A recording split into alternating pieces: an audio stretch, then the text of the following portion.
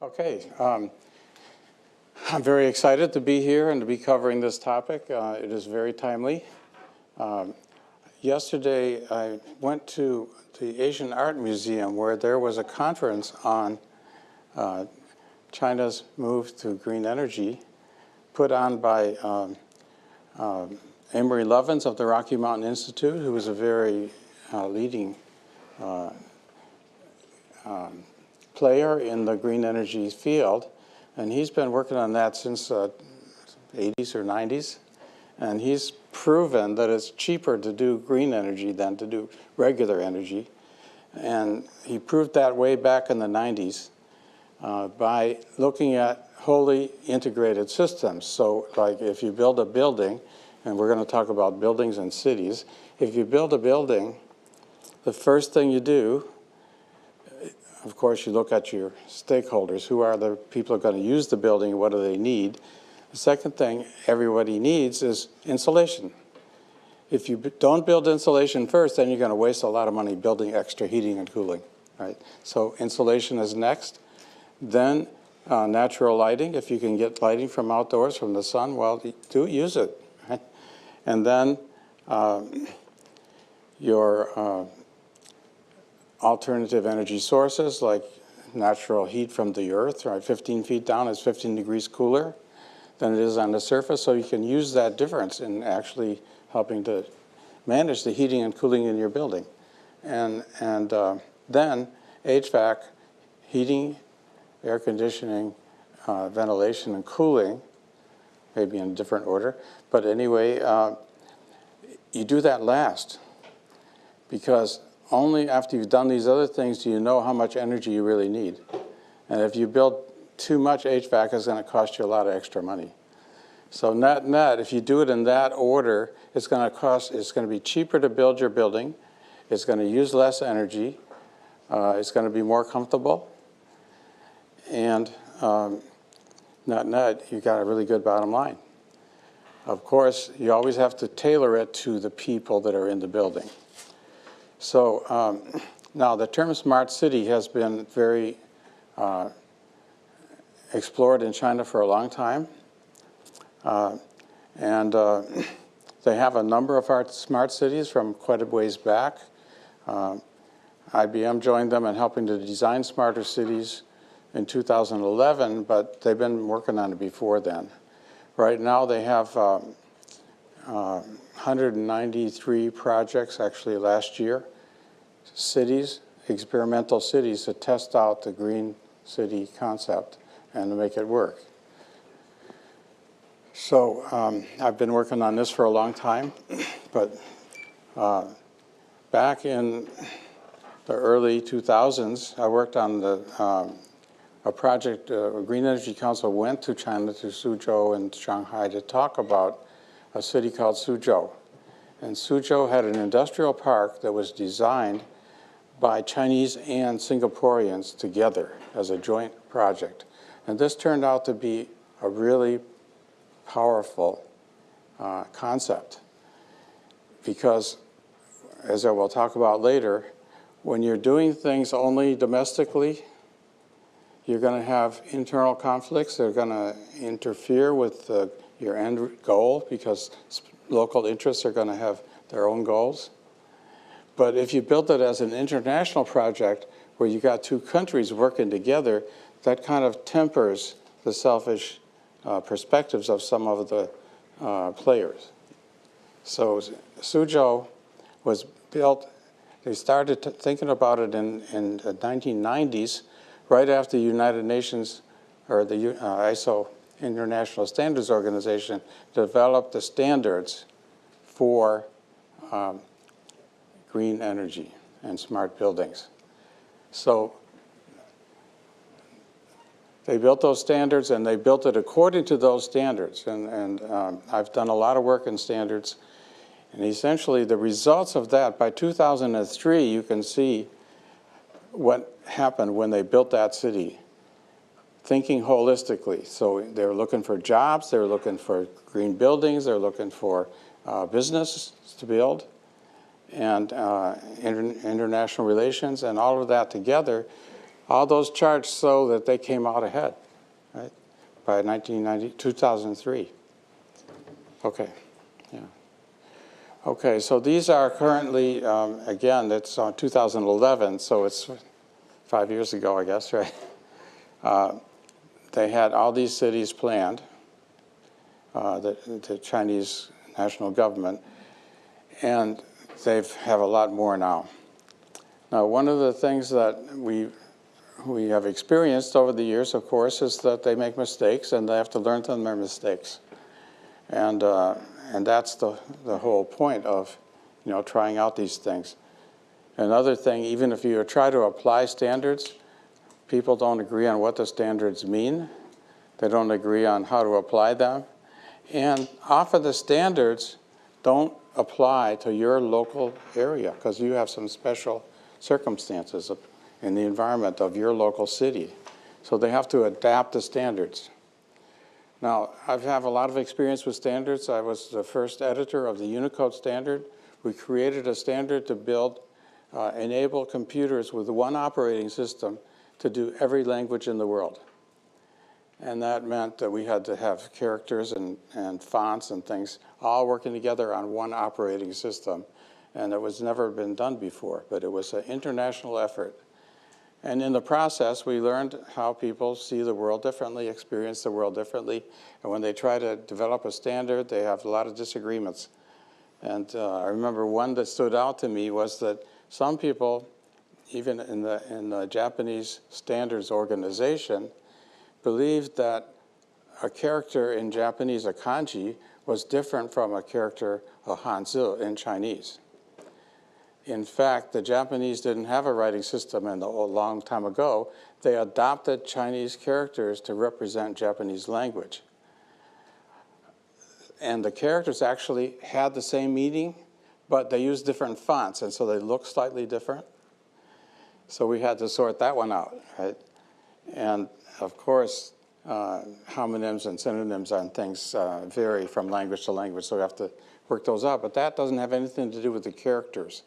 And that's where using the standards, we created a standard that could actually adapt from one national standard to another national standard by instantly converting. Right? So that's the key to collaboration. Right? Okay, so China's economic growth has slowed to 7%. They've been booming, right? And they're still better than most countries. However, what are they doing? They're choking on their pollution. They adopted a lot of dirty energy solutions from us and from Europe, and now they're paying that price. And so they are very clear. People here argue over, is there global warming human caused? Their reality is, yeah, we caused it. We're choking on it. Of course, they have another issue, which is the Chinese government is a dictatorship, quote unquote, of the proletariat, which means that the central government has all authority and local governments have to obey them, in principle. But those of us who have served in the military, any military, know that authoritarian systems don't work quite like that. Right? The general will give an order. If he's right there, standing there, you do it. If he's 1,000 miles away, you say, well, maybe he doesn't understand the local situation. So now the Chinese have 2,000 years of experience with imperial government systems. So they have a lot of very creative ways to avoid doing what the national government says. So they have to work on that, and they're trying like crazy. They've got party members in every city and every local organization, but they still can't fully control it. Okay, so public-private partnerships are another piece of what makes this work. The government can't do it alone. You have to get private organizations engaged to make it work locally, because you do have to sort out, well, what's different locally? They have done a lot of things that are just amazing, right? High-speed rail, a lot of really eco-industrial parks. All those have been quite successful, so they have a lot to build on. Now, one of the other things that I learned that from the Rocky Mountain Institute research is that 90% of the technology that we use to build the Industrial Revolution was invented in China. We borrowed it from them, and then we learned to apply it, and they were still stuck in their old authoritarian system. But it was invented over there.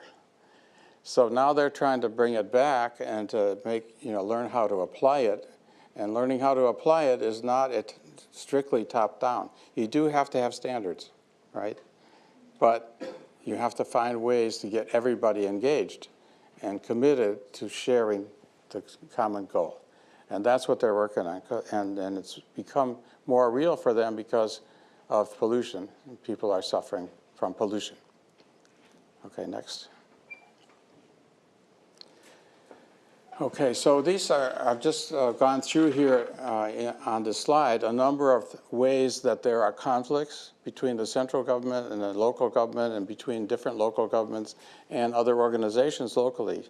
So there are intergovernmental relations that have to be dealt with. There are dual government structures, even the structure, the party structure and the official government structure. They're parallel, but they have slightly different perspective on things. So they have differences. Land ownership, there's urban land ownership, which gives people certain rights in the city, like a pension, health care, stuff like that. And then there's rural land ownership, which belongs to the local community. And when they try to urbanize, then they have a conflict, right? Okay, so then the implementation of master plans do not match local ecosystem variables sometimes. So then those have to be worked out. So it's not a simple thing as, okay, give an order and do it. Next. So this is about an integrated system and the key players or stakeholders in creating a smart city or a smart building. There's economics and energy, there's mobility, there's governance.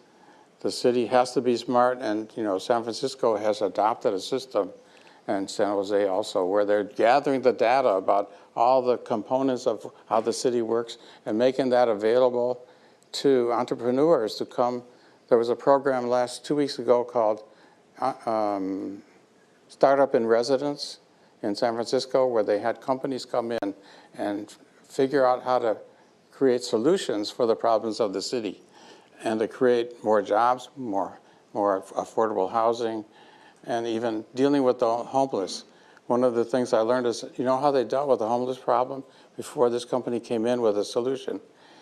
They would take a tablet and a clipboard, and they would go interview them, write down the information, take it back to the office, input it in their computer, then find who could take care of the problems that needed handling, and then we would try to find those homeless people which are no longer where they were, right? So this entrepreneurial company discovered a way, well, why not take an iPad or a tablet, electronic tablet, gather the data, goes right into the central database, find who can deliver those services, and they still know where those people are to receive the service. So that's a very good example of how these things need to be done. So citizens need to participate, yeah. Okay, so that's a basic overview of challenges and opportunities. So what I should have probably explained is we've got three kind of key elements in this. We've got the smart building and smart city side, we've got smart transportation, we've got smart energy. And then Xiaofeng's going to kind of wrap it all up with the sort of overall, Chinese government approach. Yeah. Jim, you say that standards are really important. Mm-hmm. What are one or two of the key standards that you're looking at? Outside China, I think you see the LEED standards for buildings that are used quite extensively. What are some of the key metrics that people are aiming for in China? Well, either for the building level or the city level. They are looking for the same kinds of metrics, but they measure them differently, right? Basically, what works for the city. Okay, transportation, how efficient is it? How long does it take to get somewhere? So has the Air central quality. government actually published these standards? Yeah. And that's Okay. where the conflicts come in, because they say, well, your standard was developed for the U.S., and our standard is developed for China, and it's very different over here. So that's why they would not use, say, the LEEDS standard. Right. They tend to Okay. avoid the LEED standard if they. Okay. Okay. But ultimately, a standard should integrate all that and make it possible for people to talk the same language and to apply some of the same solutions to similar problems. Well, it certainly helps make the problem transparent, Exactly. right? So that people yeah. understand the different factors that are involved. Okay, we'll come back to this in the discussion section of the program. Peng, how would you would you talk a little bit about solar and climate policy in China? Certainly. It's an honor to thanks Richard and Xiaofeng and the colleagues invited me to come here and to share our experience or some of the information. Myself is I come from China in 80s, and then when I started in Berkeley, EE. EE is very popular. A lot of people here, Semiconductor. Then I spent more than 15 years in Silicon Valley, including with Applied Material, with other companies. Then I was invited back to China to run one of the large operation over there for semiconductor, and then been pulled into this solar industry. Right? So solar industry is globally probably is a very fast development in the last 10 years. It's from nowhere come from become one of the largest industry. So I just like to share a little bit experience. So I spent almost 10 years in China and then come back to US a couple of years ago and try to, basically we're doing a lot of things in the solar industry here. So I just like to share with you with the topic, like what is the climate commitment and also what is the industry looks like in China. So I can share this information. First, as you know, last year in Paris, there is a treaty signed globally. I think it's signed by all major developed countries and the EU, China, and also US. Congress just approved. So basically, the global major industry country agreed to reduce the carbon emission or greenhouse emission by 2030 back to the 50% down from the 2000 years level, right? So which is mainly we're thinking we all heard that is the carbon emission, especially by those countries powered by coal power, right? China, India, and the US.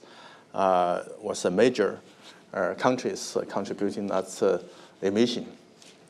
So the emission causes, greenhouse effect and global warming, and then the people say if you believe it, but I think people are starting to believe it, right? So if the ice or lost pole or is starting to melting, and the water will go up, and about 15% of the population will be underwater if that happen, including Shanghai, peripheral area, and San Francisco. There are satellite study try to convince people. We have a lot in common. Right. So we do see this type of, like James said, there are significant effect. We can see the pollution and the weather change, so on and so forth, right? So if you look at China, the bottom left, the graph is the energy. It's energy component. You can get up and walk over. Right, that's better. So this block is the coal, the power consistent. It's more than 60, almost 70% in China is a coal power, right? But it's reducing right now. It's reducing. But China in last 30 years, it's consumed so much power, and they build a power plant. Like China is total installation in 3 years ago is like US, like 1,000 gigawatt per year type of installation. US is in this level. But from the last 3 years to 2020, they increase almost 100 gigawatt per year. Means they increase power consumption like German. German is 90 gigawatt entire installation. So every year China consumes the new power is entire German.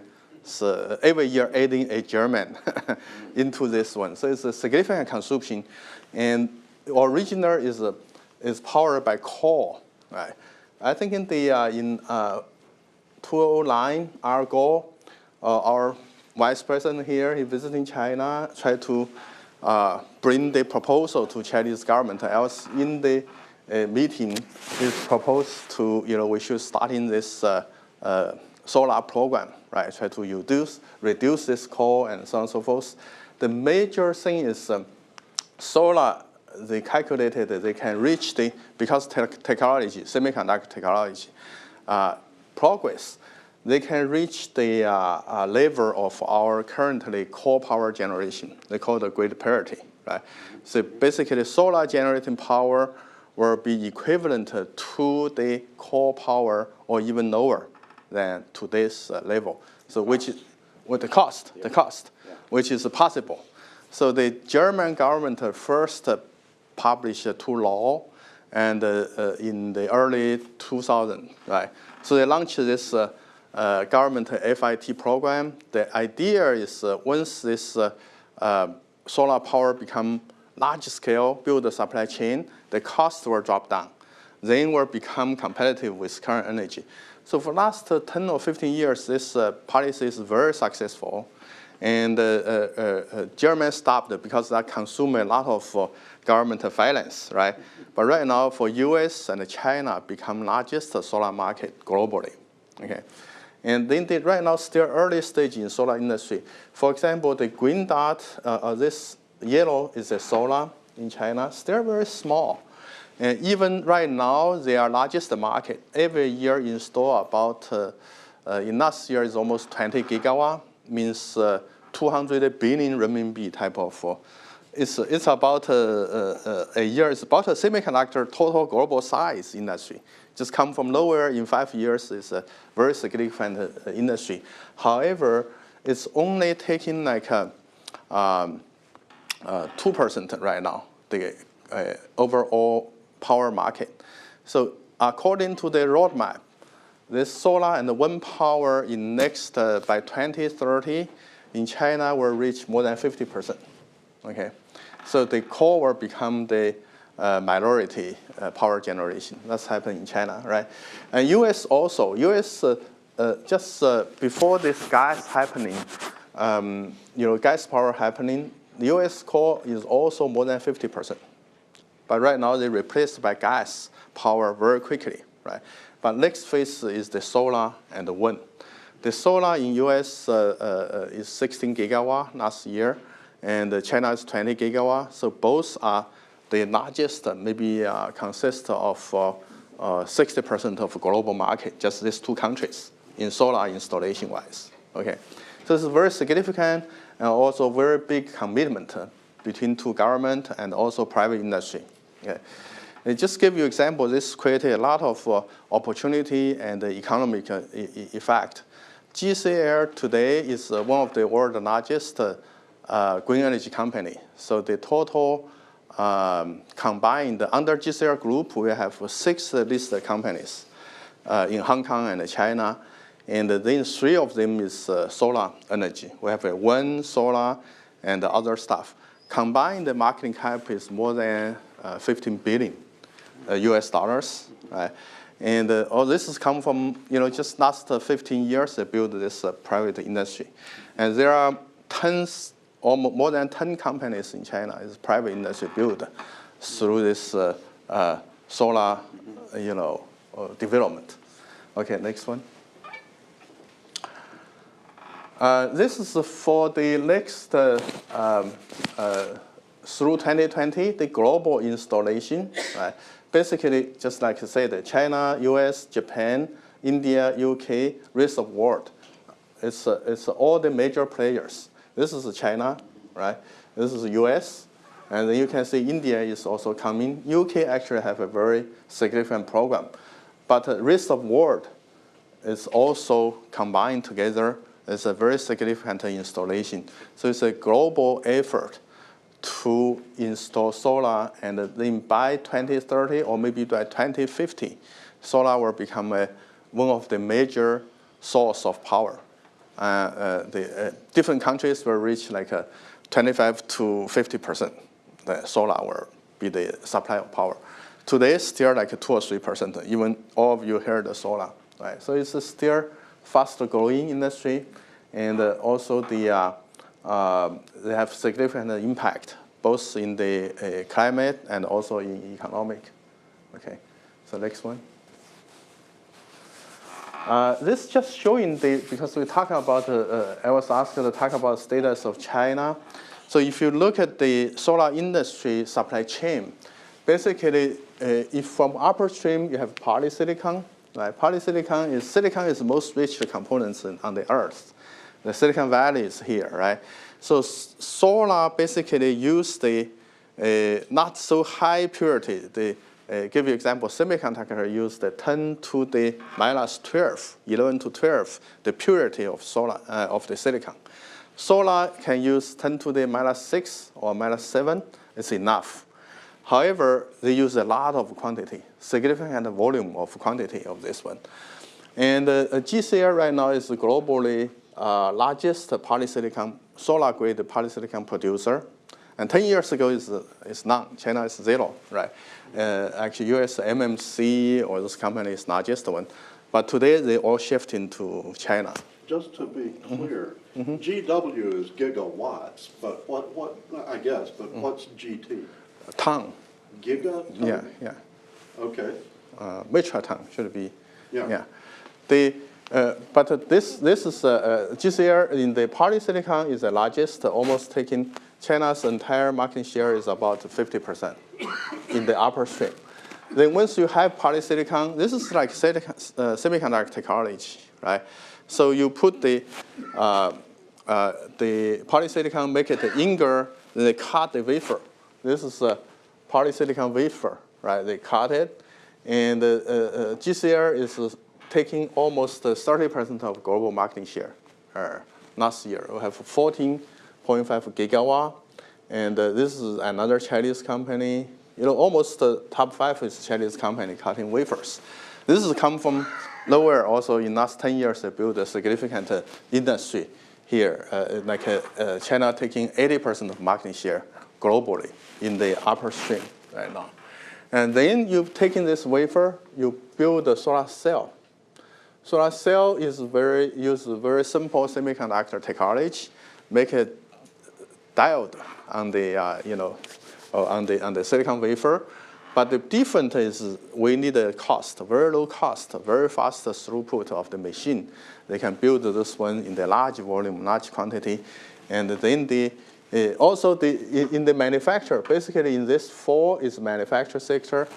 This is you put all this cell together, like a 60 or 72 cell together, become a panel. The solar panel, you install it, connecting with cable, put under the sun, it's starting generating power. Right? So that's the manufacture process. And GCL also originally, we do not enter into this market because we don't want to competing with our customer. But last couple of years, we're starting to enter this market also. We become largest in the supply chain. Right? Also, the downstream. Once you have panel, you put panel together, you like a real estate development here. It's totally different. It's investment on the solar farm. And we actually in China starting to do the first solar in US. They're the largest installation, but we installed almost 3 gigawatt last year.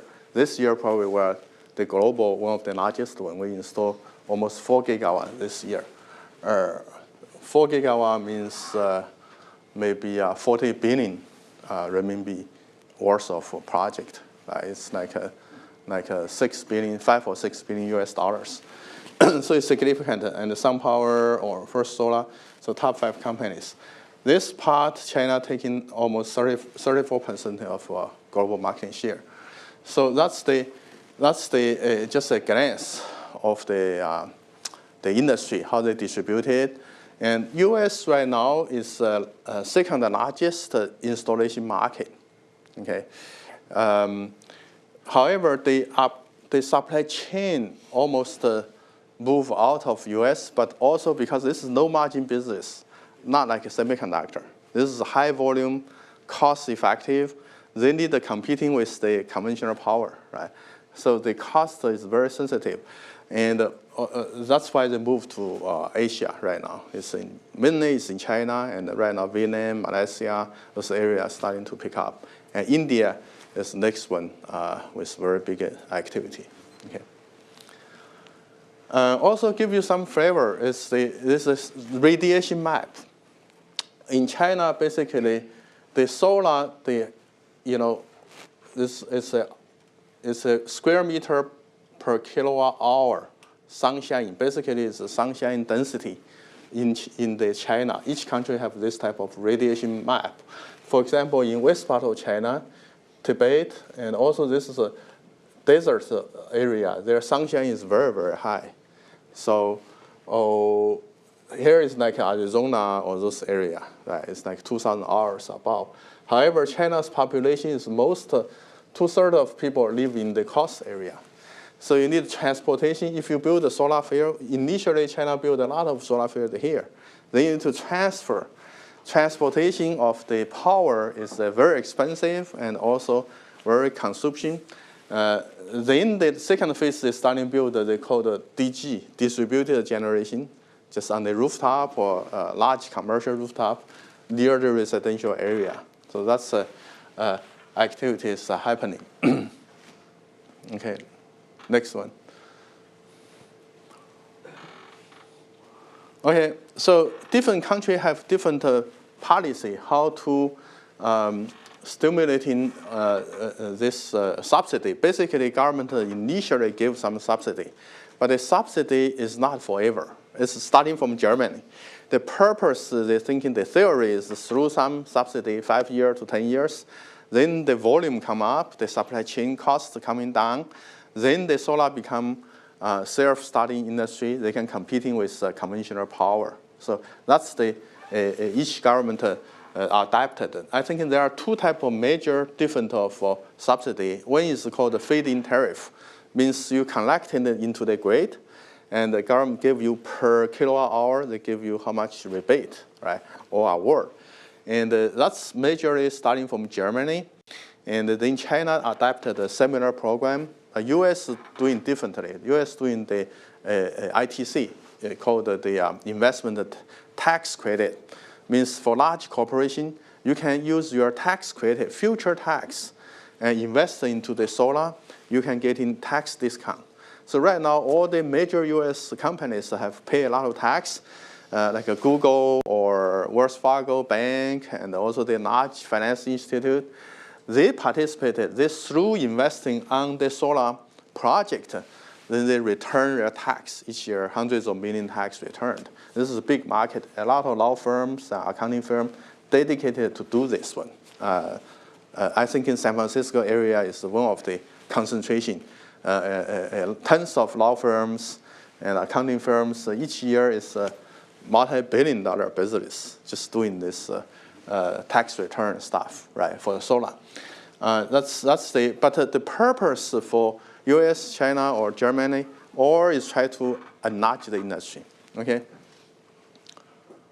This is just showing some of subsidy in China. They basically have different grade based on the radiation. They design the different standard per kilowatt hour, how much subsidy give to the people generated, right? So next one. Before you leave that resource area, that would be whether it's an East Coast city or a Tier 2 city, or what are we looking at there? What is resources area? Oh, I see. The zones included are on the right side. Never mind. Yeah. So okay. This basically divided the radiation into different area. Then for the higher radiation, they give you less subsidy. For the lower radiation, they give you slightly higher subsidy. Just try to stimulate in the industry and balance the subsidy, but gradually reduce this one, and until the industry becomes self-sustaining. Mm-hmm. So this is a very successful policy in the Europe, and they moved to China, and U.S. adopted a different one. But overall, this successfully generating is a very, very large industry. Mm-hmm. Okay. Oh, this is just for example. They also have some different program happened by the central government. Chinese government, central government, like James said, they have resources, right? They got all the capitals. So they use different, they call the top runner program, designed for each area. You can do some, technology leadership or volume. They give you special reward. And also, they use the program to supporting the poor area. Like solar is good. You don't need the infrastructure, right? So they can, you don't need a wire transportation. For remote area like Tibet in China, some poor area, they don't have power before, right? But they can install solar relatively cheap. And also for corporation like GCL, they are also committed each year to install certain percentage in remote poor area. So they have a special program to compensate in that.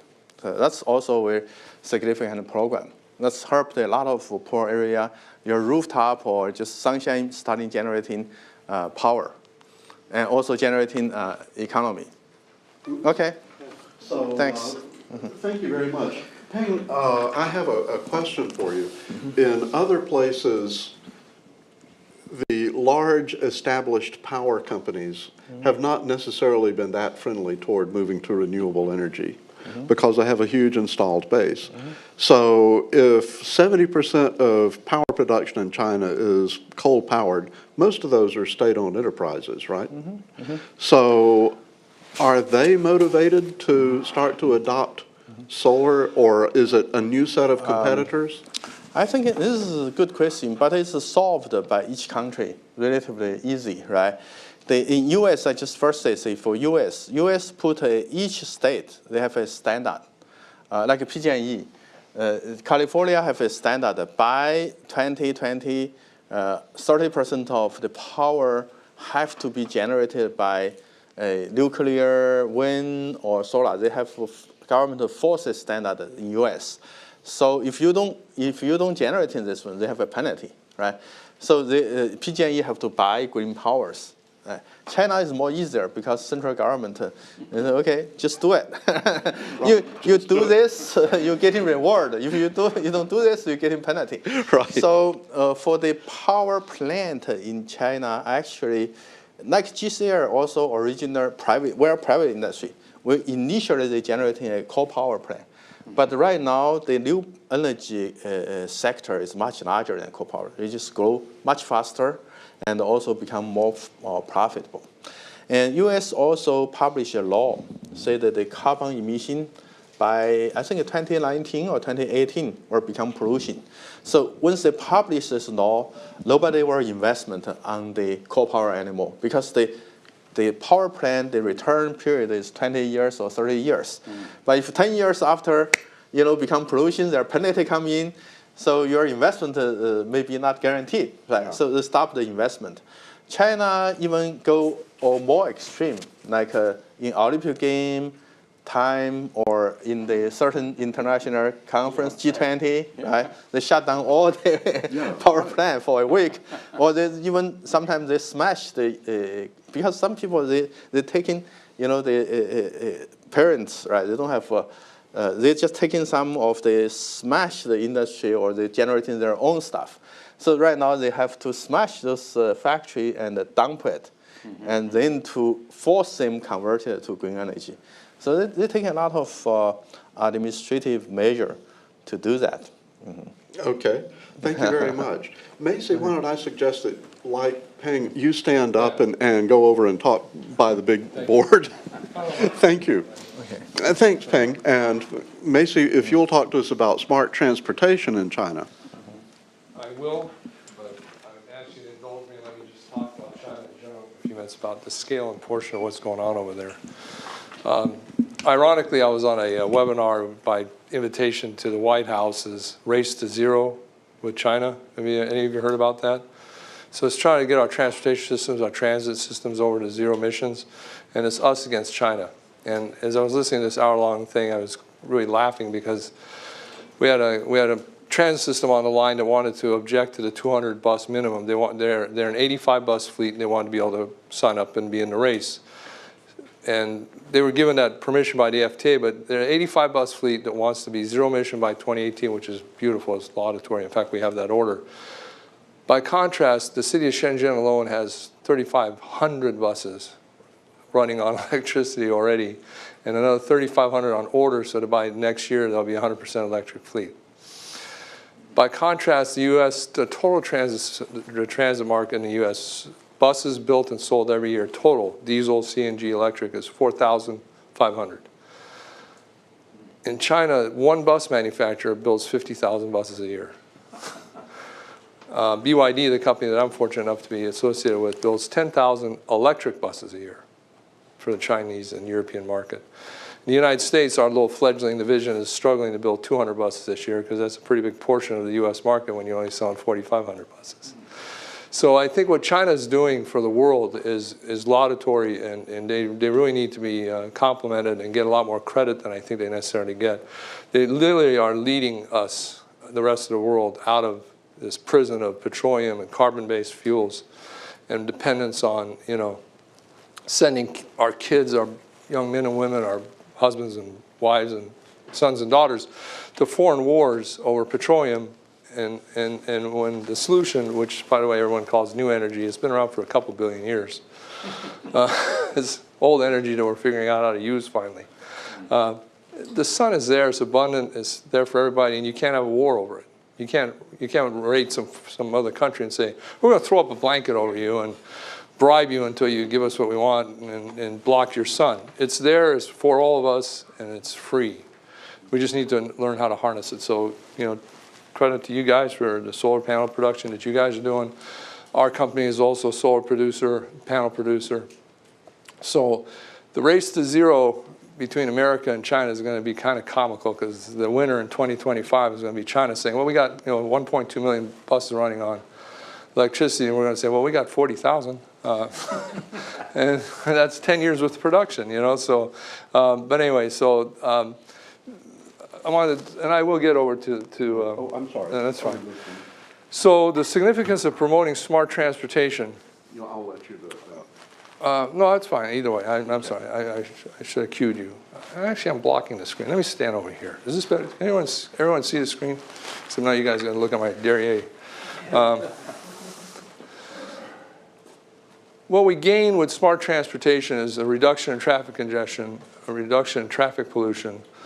It helps solve the energy crises. It lends drastically to transportation safety, and it helps decongest urbanized areas and leads us towards international competition. The race to zero. Just one slide on BYD. We are a disruptor. We're a Chinese-based company built out of Shenzhen. We've been around for 21 years. This year we'll do $20 billion US. Last year in 2015, Fortune magazine, none other than Fortune magazine, rated us number 15 out of 50 companies changing the world.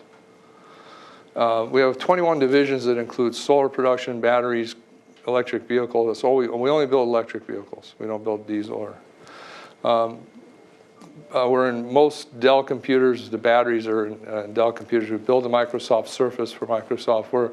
We're basically a high-tech company, but very, very environmentally minded. And that's the last commercial I'm going to give you. So leading to smart cities, you need a couple elements. It really doesn't work if you're not grabbing some kind of a petroleum carbon-free energy source. So whether it's solar in our case, wind, or hydro, you need to be able to capture energy from a sustainable and renewable source. You need to be able to store that energy because it's really no good if you only can use it during the time the sun's out.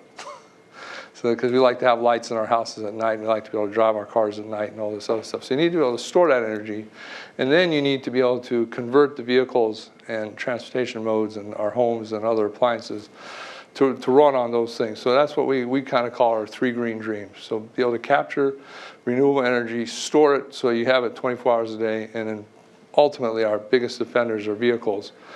And that's a shot of the city fleet, a portion of the city fleet in Shenzhen of their all electric EV buses. So that's the move towards smart transportation. So China again is leading the world, I believe, and here is we talked about a little bit earlier.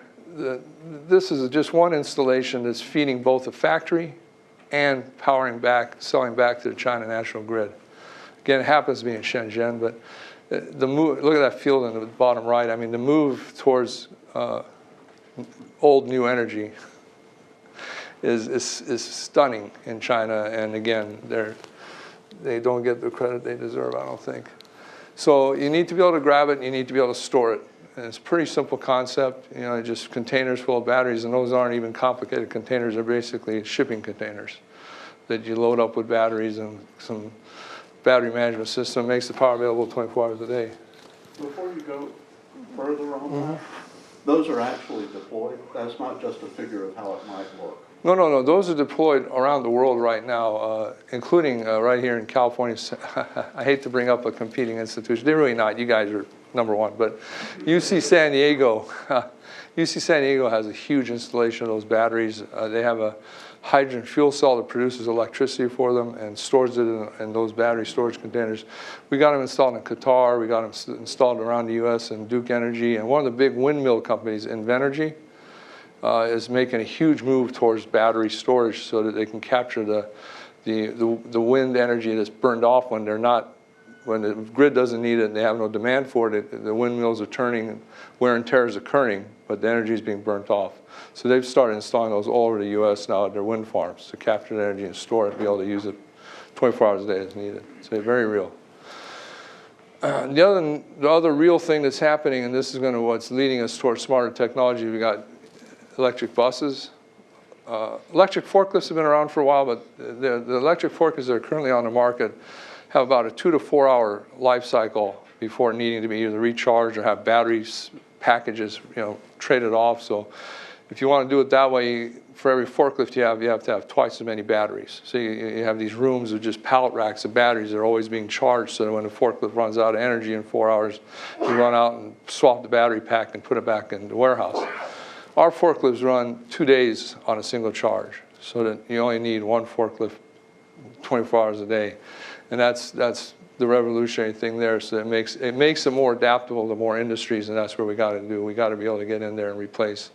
Everywhere there's a propane forklift, everywhere there's a diesel forklift, everywhere there's a CNG forklift, we got to replace them with electricity, and that kind of technology is what's going to make it happen. Then we're moving into trucks, delivery trucks, drayage trucks. The trucks that pull the freight out of ports are currently diesel. That's why ports are one of the most environmentally disadvantaged communities, because you got the ships sitting there puking diesel while they're idling. You got the generators on the ships puking exhaust when they're sitting there at port.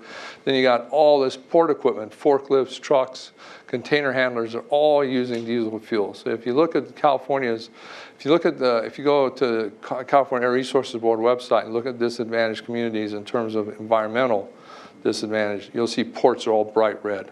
Port of LA, Port of Long Beach, Port of Oakland. So by being able to get electric trucks, and they're both the drayage trucks to haul the freight out of the ports, and the container handling trucks, those little half cab looking weird things that actually move the container from the ship side over to a staging area for the bigger trucks to come take them.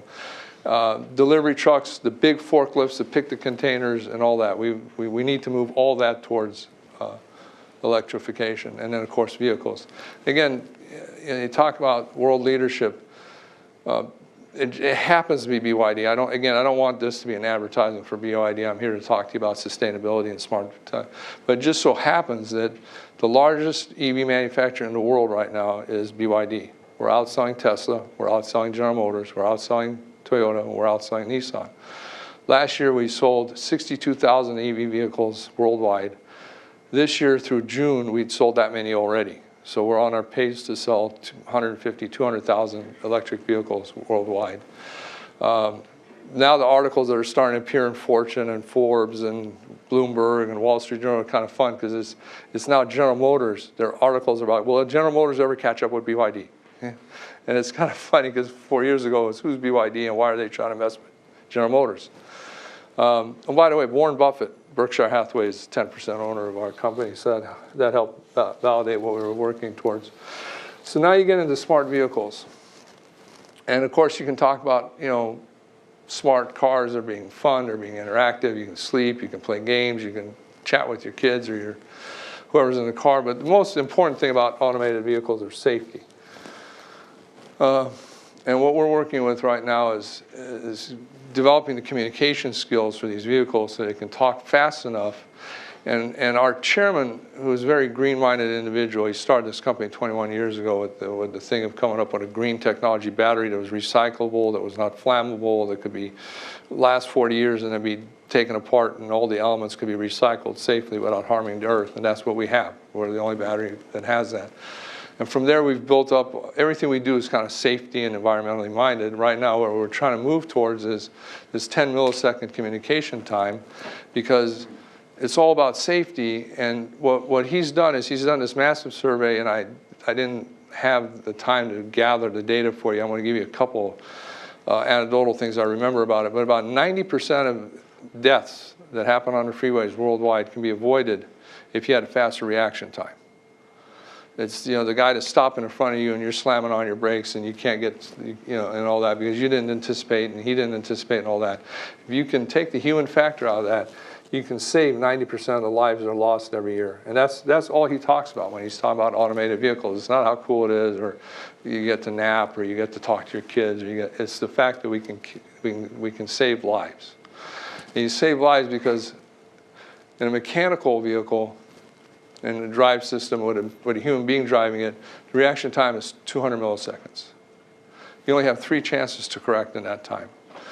In an automated vehicle with smart communication and connected vehicles that are talking to each other and they're communicating, they know what each other are doing, the communication time is 20 milliseconds, which gives you 30 chances to correct. Remarkable, right? So you can imagine some I call them clowns, but some other human being pulls out in front of you in an ill-conceived move in the traffic, and you're driving an automated vehicle, you've got 30 chances to make some correction for that person's move, where in a regular car you'd have three chances. So these vehicles are coming, and China again is leading the race. I've seen our vehicle, I've seen the Google vehicle, and you know, hats off to Google because they started the buzz that got everyone, I think, kind of turned on to this concept. But the vehicle we're building looks like a Lexus, you know, kind of, if you know, try to give you a comparison to an American model, a Lexus E300. It's gorgeous, it's beautiful, it's not some little cube with a huge antenna on it. It's really a cool looking car that can guide itself, drive itself all around China. And we're using multiple backup systems. So we got laser, we have visual, we have radar, and we have metal detection. So we have 4 different things that are constantly in milliseconds checking each other out and checking what the data that they're seeing and comparing it to each other and cross-referencing it and coming up with a final resolution.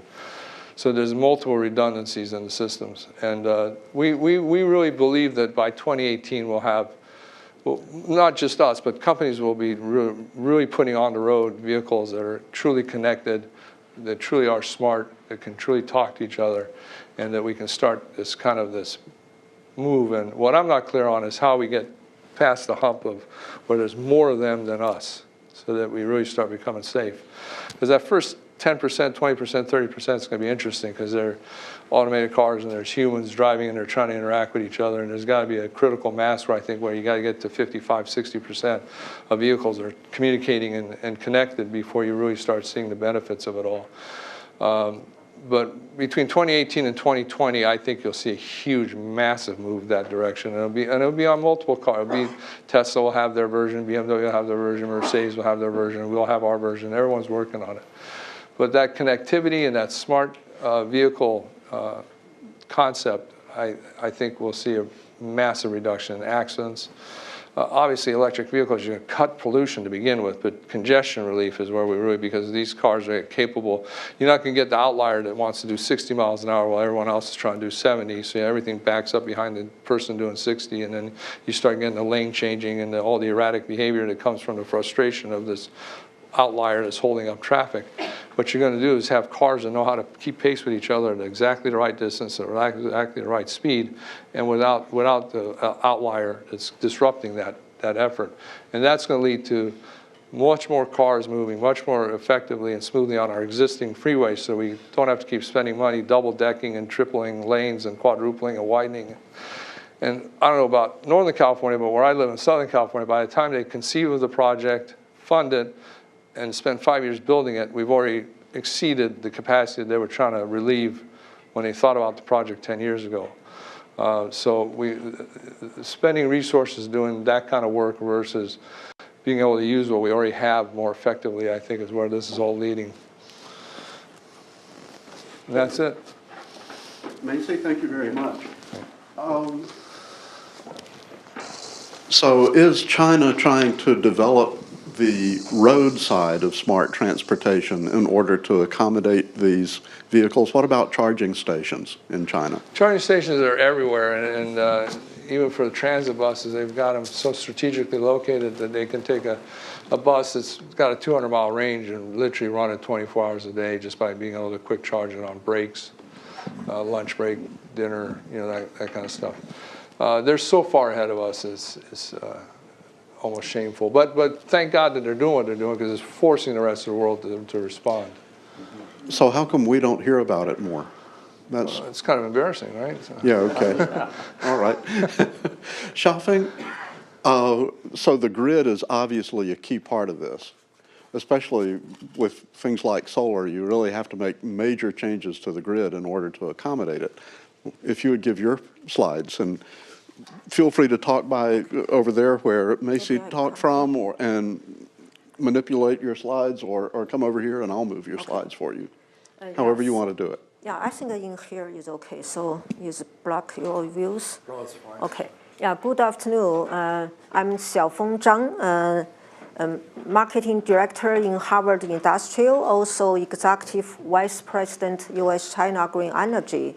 So I really happy come here. Thanks, Professor Richard, to organize this excellent seminar to talk about how China aims to achieve environmental sustainability. So my topic is China's energy transition, developing the energy internet to combine climate change. Yeah, so first, we get an overview of what's the smart grid. So you can see all this picture. Here is a generation.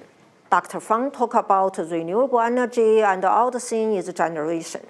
So often we have transformer and go to voltage higher, go to transmission.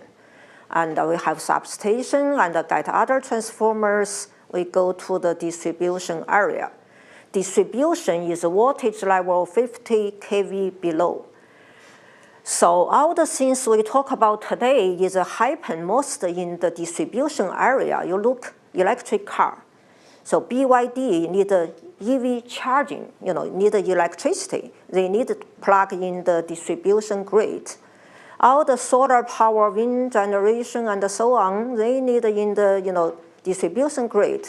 And we also have a lot of things like the microgrid, energy storage, all the so on. So this is the important part. So currently the challenges of clean energy integration into smart grid. So I will talk more about details. So the first chart is China, renewable energy development. So from this chart, you can see electric power energy installed capacity. China is list number 1. So in the year 2014, installed capacity of electricity in China reached 1,350 gigawatts. So in the China's energy, so we can see if we put solar, wind, nuclear, and hydro together, about 30%. this year, 2014. However, China PV and wind power grows very fast. You can see last 3 years, average is 8 gigawatt per year for the PV power. So we talk about this number is different with Dr. Fang's number. Why? So this is from state grid power, the point of view is the PV 35 gigawatt and 150 gigawatt wind power installed, integrated to the grid. Some power, wind or solar, they did not integrate, so we're not counting here.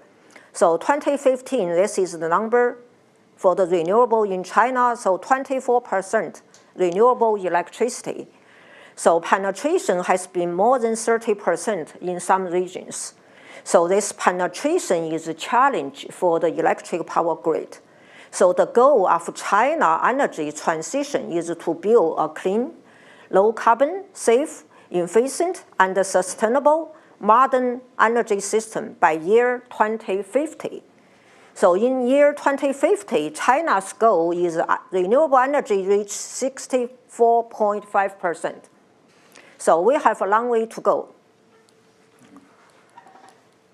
Okay, we talk about a smart grid.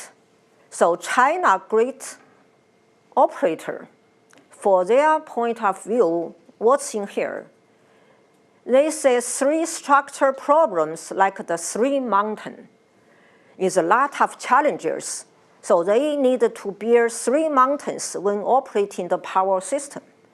The first mountain is a generation structure problem. So they need a generation fast response. Actually, renewable is here, suddenly it's cold here, it's no solar, sometimes no winds, a lot of problems. And we need energy storage, and some generation is a far location to the load. Second mountain is a grid structure problem. So we can see we need an interconnection, all the things, we need a grid reforming, and so on. So third mountain is a consumption structure problem. So we need to build demand response, distribute energy, the retail market, electricity market. So all this one together, so grid operator need to keep lights on. So in the IEEE general meeting this year, the president of PES, what he said, in the 20th century, the biggest achievement is land on the moon. In the biggest achievement in 21st century is a smart electric power grid, because we need to deliver electric power safe, reliable, and low cost. Okay, what's the China development these few years? So we can proud of first thing is the fast development HVDC in China power system. So what's the HVDC? So you can see it's a high voltage direct current electric power transmission system. So they call the electric super heavy. So use the direct current for bulk transmission of electric power in contrast with some common alternate current system. For long distance. Let me point out that that's a huge difference from the US. Our grid is alternating current.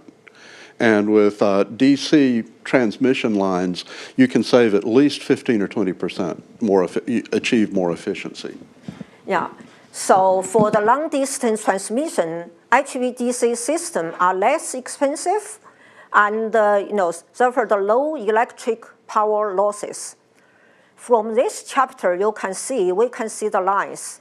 So highest one is 800 kV DC, so the blue light.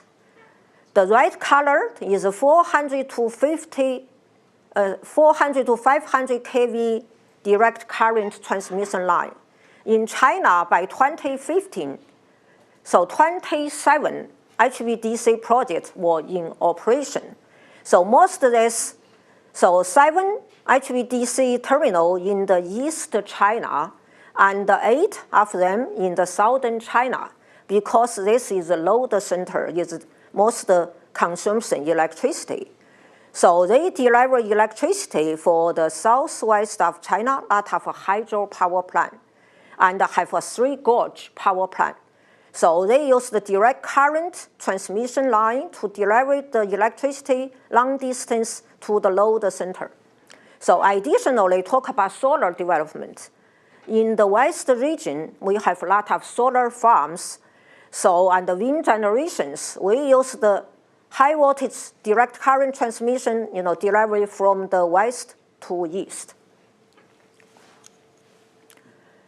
Okay, recent year, China have other things. We say power system evolution in China. So smart integrated energy system is the concept expansion of smart grid to integrate energy system.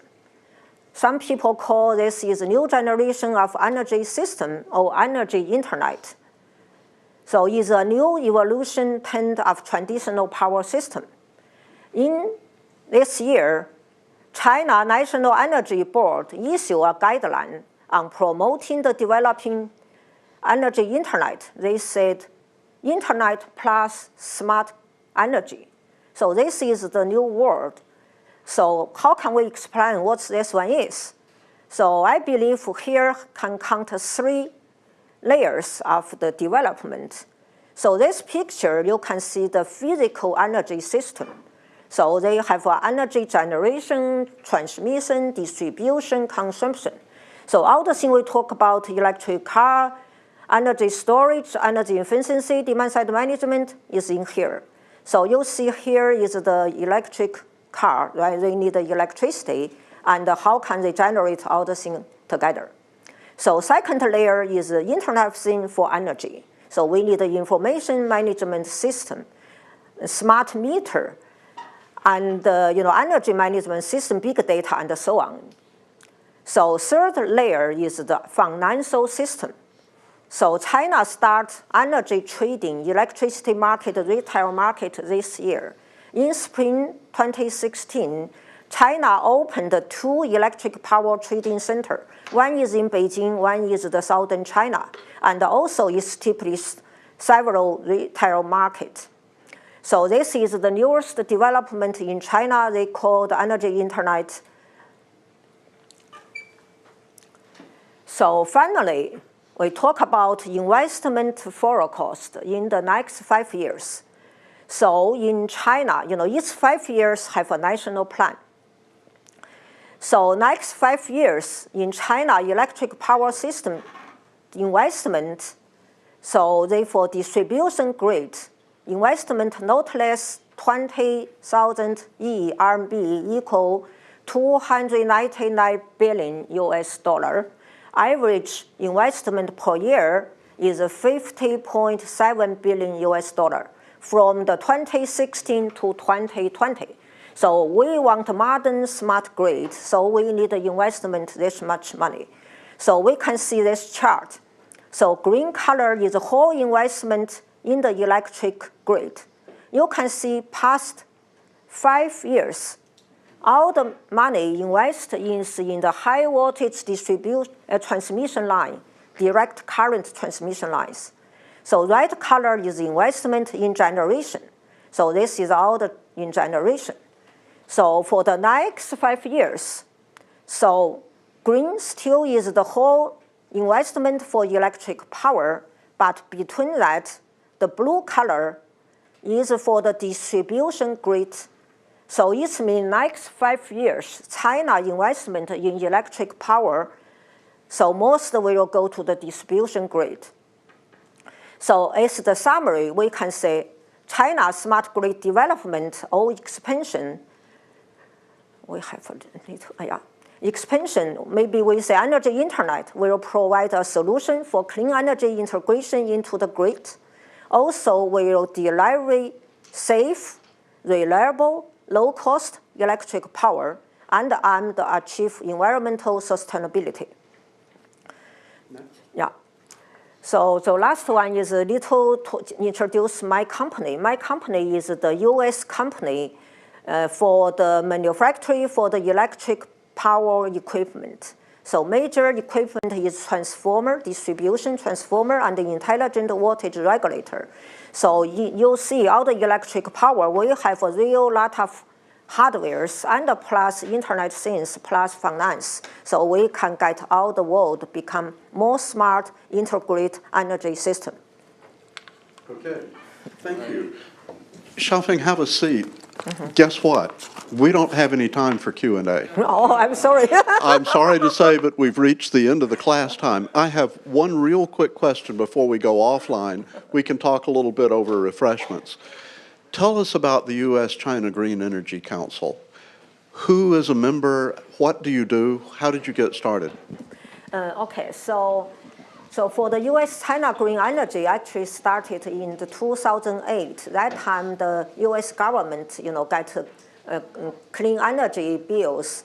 So we believe the green energy between U.S. and China is a great business to manage. So we have 5 committees. So the first one is smart grid. Second one is clean energy. Third one is smart transportation. Third one is green IT. Last one is smart city and energy efficiency. So we organized the big conference actually this year, 2016 July, in the Bay Area. So basically, do you get funding from the 2 governments, or do you get funding from companies, or how do you put these activities on? Yeah, actually, we are the non-profit organization. It's a 501c3. So most we get some sponsorship from either Chinese partners, either U.S. partners. So, we are the non-profit organization, not get anything from government. Okay. So I want to thank our panel. We will have some refreshments outside, and for those of the panelists who can stay, who don't have 8 o'clock flights tonight, we will stay and talk a little bit more. And thanks very much for coming, but thanks to this great panel.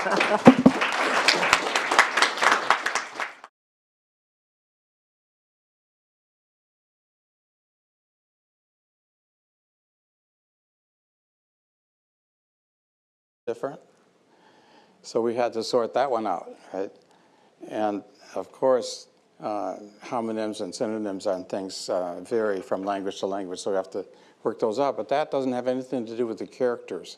And that's where using the standards, we created a standard that could actually adapt from one national standard to another national standard by instantly converting.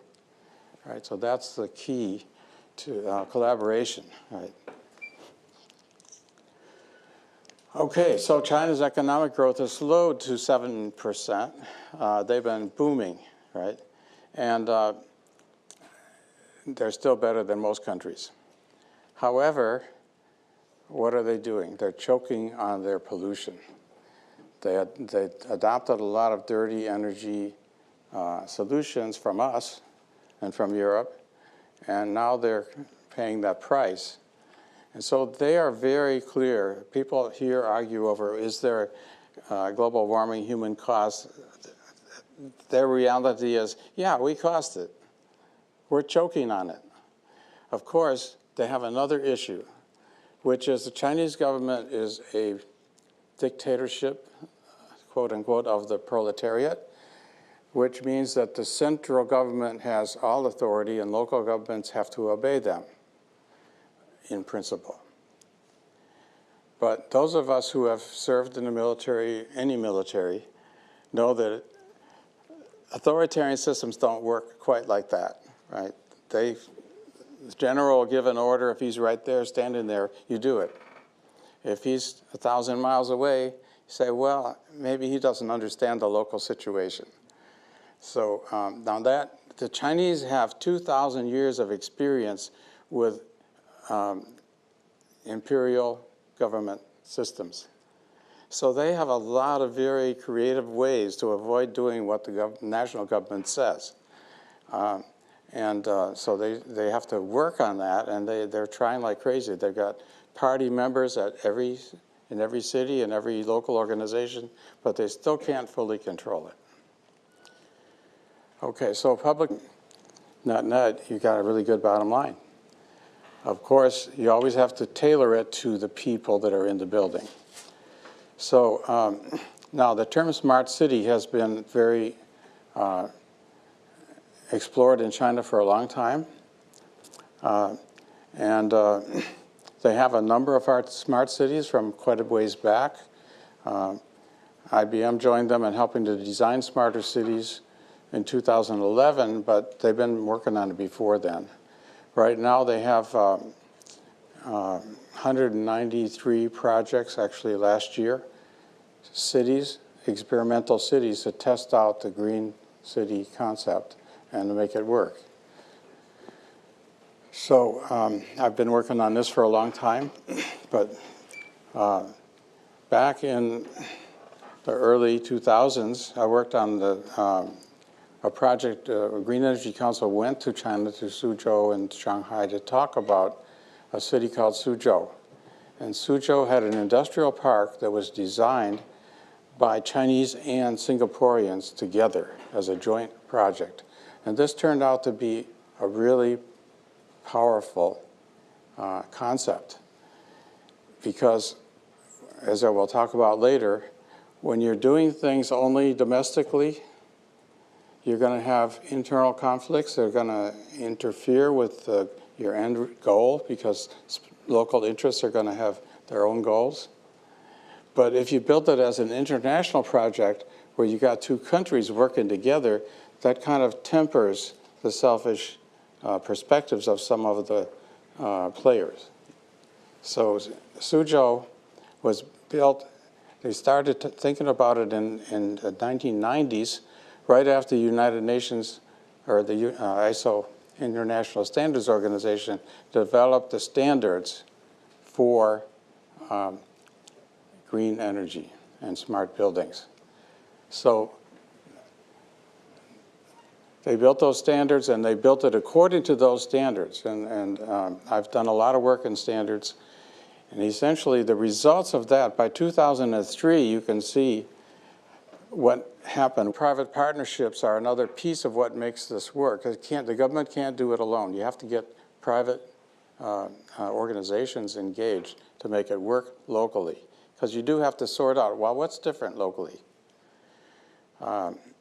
They have done a lot of things that are just amazing, right? High-speed rail, a lot of really eco-industrial parks. All those have been quite successful. So they have a lot to build on. Now, one of the other things that I learned from the Rocky Mountain Institute research is that 90% of the technology that we use to build the Industrial Revolution was invented in China. We borrowed it from them, and then we learned to apply it, and they were still stuck in their old authoritarian system. But it was invented over there. So now they're trying to bring it back and to learn how to apply it. And learning how to apply it is not strictly top-down. You do have to have standards, right?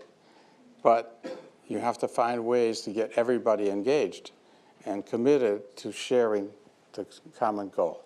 And that's what they're working on. And it's become more real for them because of pollution. People are suffering from pollution.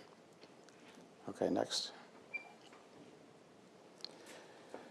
Okay, so these are, I've just gone through here on this slide, a number of ways that there are conflicts between the central government and the local government, and between different local governments and other organizations locally. So there are intergovernmental relations that have to be dealt with. There are dual government structures, even the structure, the party structure and the official government structure. They're parallel, but they have slightly different perspective on things. So they have differences. Land ownership, there's urban land ownership, which gives people certain rights in the city, like a pension, health care, and stuff like that. And then there's rural land ownership, which belongs to the local community. And when they try to urbanize, then they have a conflict, right? Okay, so then the implementation of master plans do not match local ecosystem variables sometimes. So then those have to be worked out. So that it's not a simple thing as, okay, give.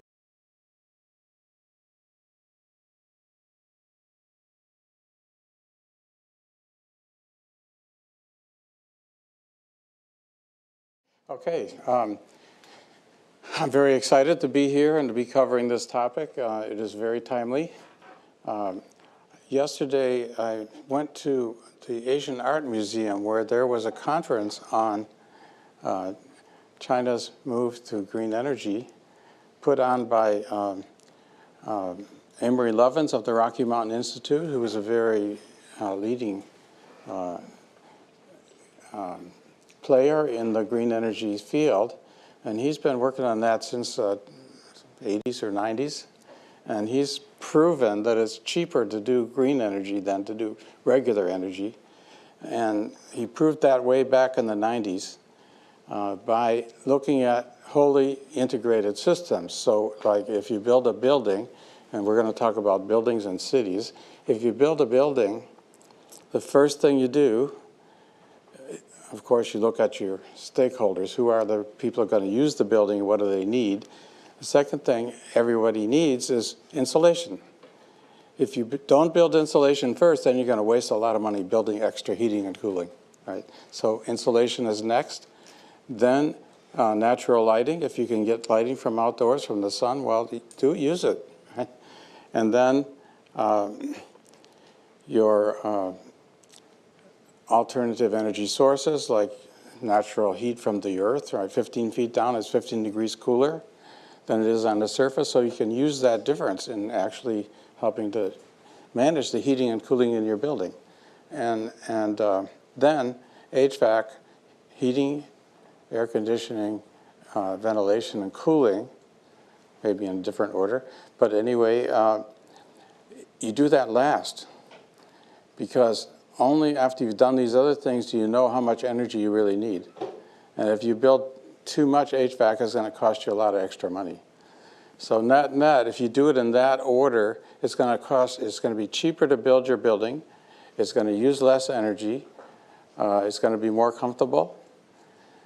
And when they built that city, thinking holistically. So they're looking for jobs, they're looking for green buildings, they're looking for business to build, and international relations, and all of that together, all those charts show that they came out ahead, right, by 2003.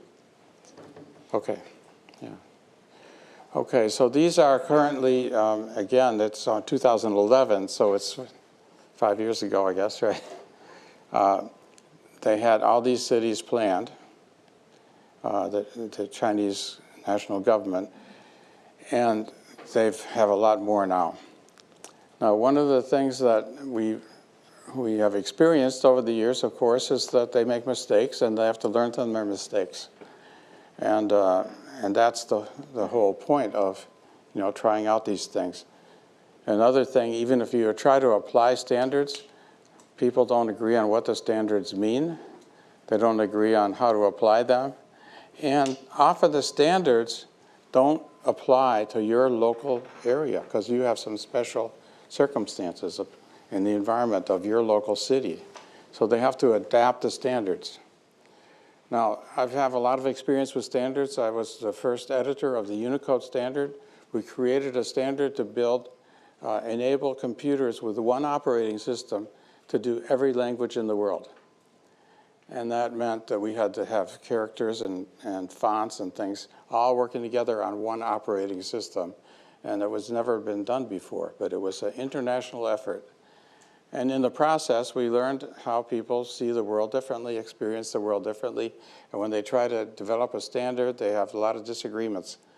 And I remember one that stood out to me was that some people, even in the Japanese standards organization, believed that a character in Japanese, a kanji, was different from a character, a hanzi, in Chinese. In fact, the Japanese didn't have a writing system a long time ago. They adopted Chinese characters to represent Japanese language. And the characters actually had the same meaning, but they used different fonts, and so they look slightly different.